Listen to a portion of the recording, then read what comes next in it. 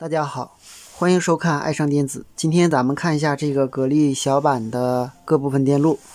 这端是220伏输入，这两根线，一根是零线，一根是火线。这个位置是信号线，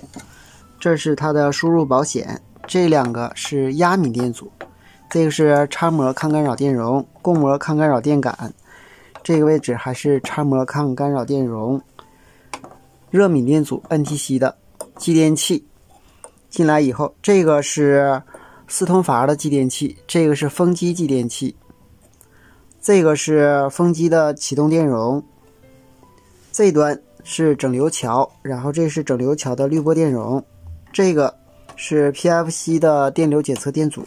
这个是 PFC 的功率管，这边是 PFC 的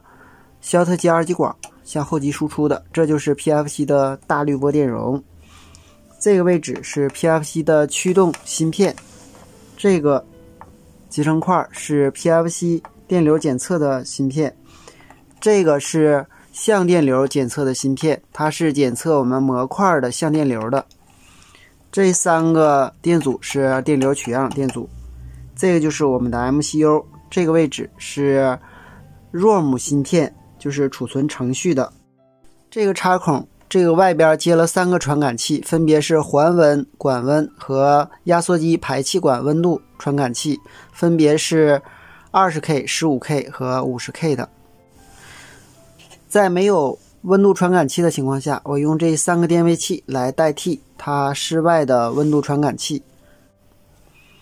这个位置有2个光耦，这就是我们的通讯电路，与这个黑线和 MCU 与内机通讯的。这个位置有个芯片是 3.3 伏的稳压芯片，这边是负电源，这是开关变压器，这个是它的电源芯片，然后输出一个12伏，一个15伏，还有一个这个5伏，经降压以后变成 3.3 给芯片供电。这个位置这个芯片是 ULN2003， 是驱动风机继电器、和四通阀继电器的。好，现在它没有什么问题了，我们看一下它的室外环境温度是25度，室外排气温度是29度，室外盘管温度是25度，母线电压308伏，电流现在由于没开机没有电流，它这个模块温度显示是-40度。我们现在给它开机制冷，已经开机了，频率在一点一点上升，一切正常了。好，今天咱们就到这里，谢谢大家，再见。